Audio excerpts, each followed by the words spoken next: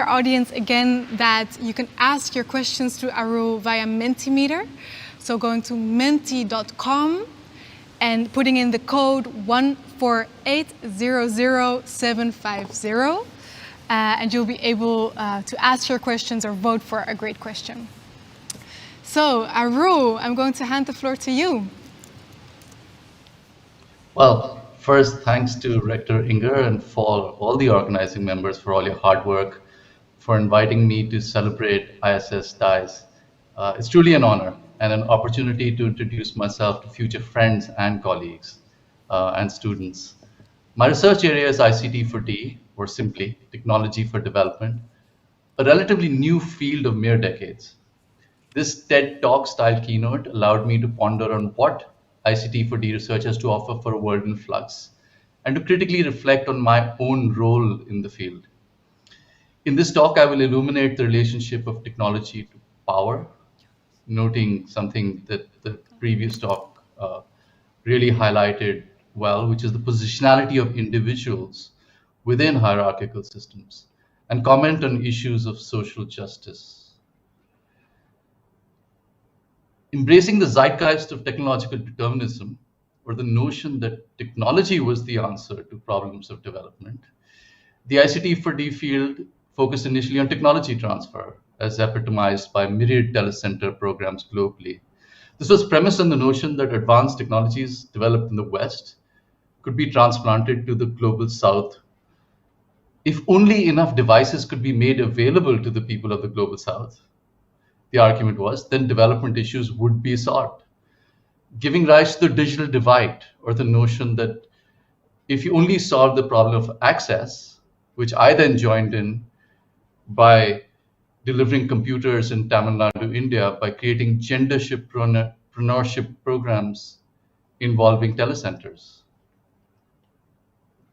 Soon, the emphasis shifted from donation of old technologies to a focus on developing new and innovative forms of digital communication and information sharing, characterized by the OLPC, or the One Laptop Per Child program, of course, developed in the West at MIT Media Lab, which I then helped distribute to primary schools in the Himalayas. However, there were never going to be enough telecenters, enough laptops, enough electricity, enough capable teachers, enough of everything that would be required to make these programs a success.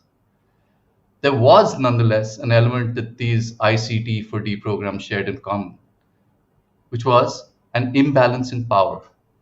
These donor-led programs were characterized by power inequalities, certainly material wealth, that is the machines and devices, but also, importantly, the intellectual knowledge, in which the value lay with the donor, and the beneficiary was both deficient in these resources and grateful to be called a recipient. If only these children could access Wikipedia, then they could solve their village's issue of lack of running water, was the argument. Criticisms of digital divide issues and power imbalances found their miraculous resolution in the advent of mobile network technologies, epitomized by the mobile phone, the widespread diffusion of which to more than 90% of the global population solved these issues of access. These mobile technologies then initiated new cycles of innovation, this time with hopes of leapfrogging economic growth cycles, or the notion that developing countries, by not having invested in legacy technological systems, such as fixed line infrastructures, would find themselves in an advantageous position. Here, I participated in evaluating an HIV awareness and testing program in Uganda, utilizing this brand new technology of SMS texting to reach vulnerable populations such as teenage girls courted by older men, oblivious to the socio-cultural practice that the men owned and shared the devices with the girls, thus asking these vulnerable teenagers to engage in an SMS quiz about unsafe sex, which would compromise their information with their partners. In this mobile healthcare app I designed, Indonesian midwives could be alerted about impending pregnancy complications with their female patients via a centralized algorithm-based system. Yet, the formal healthcare system, as well as the social system, were both premised on rules, patriarchal, that were hierarchical in nature.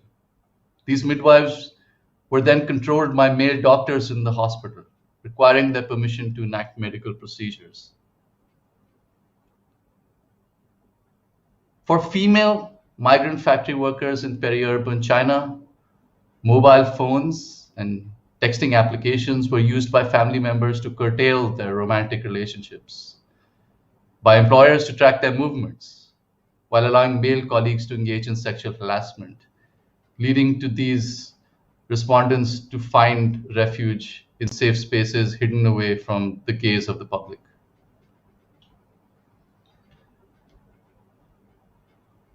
For North Korean defectors to the south, some of them being sexually trafficked in the process, mobile phones were associated with chilling forms of state surveillance, wherein ownership or possession could be cause for imprisonment or execution. We note that issues of socio-structural power imbalances in these societies lingered. Indeed, communication technologies exacerbated existing socio-structural inequalities. We note that patriarchal social structure imposes identification, surveillance, and intervention upon the individual agency of women in these developing countries, with family members, colleagues, and employers using technology as a means of command and control.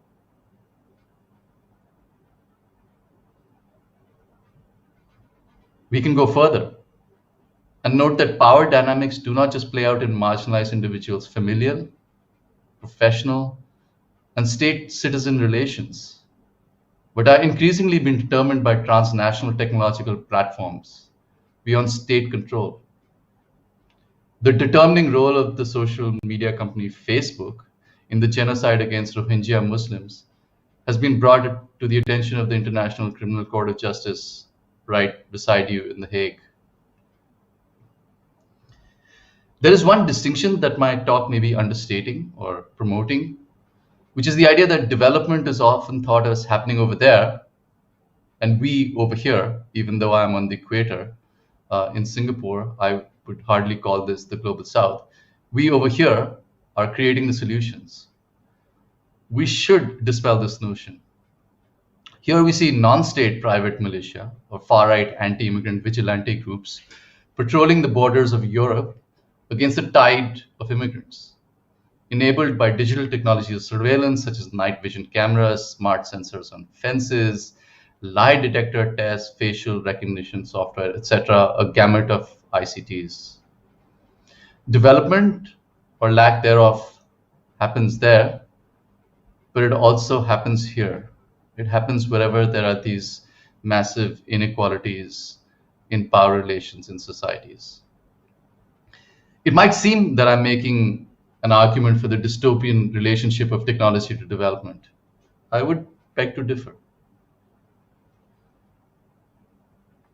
I instead argue for agentic resilience and resistance as marginalized individuals who appropriate digital technologies, engage in specific communication strategies of both use and non-use as means to negotiate the imbalance of social power in which they reside. In order to use the mobile phones and gain credibility in their villages, Indian midwives use strategies to legitimize ownership, such as falsely claiming their male relatives owned the project phones, or engaged in strategies such as hiding the phones. In order to ward off attention from male family members, female Chinese factory workers engaged in compartmentalization of context, separating their romantic and filial relationships onto different technology platforms. Female North Korean villagers worked hours in the middle of the night to distant hilltops to make clandestine contact with their female family members who had defected to safe refuge, escaping the tracking signals of the authorities. And Syrian refugees crowded into unsafe boats in the middle of the Mediterranean, coordinating the use of only one mobile phone at a time to ensure that they had enough battery for the journey to track their location on GPS, thus negating the plan of the smugglers to abandon them. It is an open question whether these individual strategies of resistance and resilience signify agency and confer empowerment, and or whether, in aggregate, these can create social transformation and provide justice to the marginalized. While uncertainty seems to characterize both our present and near futures, it should be clear at this point that we are in this boat together. Globally, as Rector Inge points out, societies appear to be facing crises of distrust. Crises not limited to ICTs, but within which ICTs are deeply embedded. Note the fake news related to the virus and vaccines and immigrants. Even as the world is ever increasingly connected, global information and cultural landscapes are characterized by ever higher degrees of distrust, not just towards traditional institutions like liberal democracy and educational and research institutions, but also towards the possibilities that people from different social positions and nations can collaborate to create common and equitable futures. Perhaps it's not technology that can save development, but these individual acts of appropriation, acknowledgement of shared resources, and collaborative demands of social justice that can save technology. Thank you very much. Thank you, Arul Chib.